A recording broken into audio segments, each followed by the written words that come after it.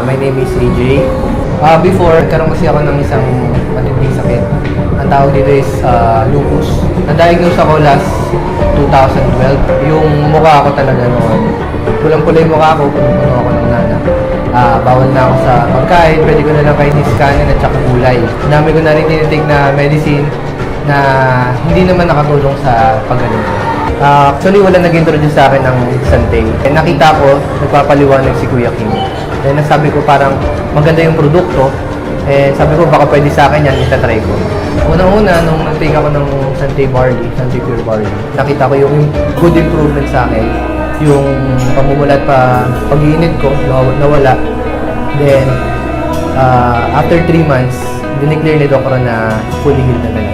Actually, wala nag-introduce sa akin ng Santay. Nakita ko, nagpapaliwanag si Kuya Kim. Then nasabi ko parang maganda yung produkto. Sabi ko baka pwede sa akin yan, itatry ko. Unang-una, nung nag-take ako ng Santay Barley, Santay Pure Barley, nakita ko yung good improvement sa akin. Yung pamumulat pa, pag-iinit ko, nawala. Then, after 3 months, dineclare ni Dokro na fully healed na talaga.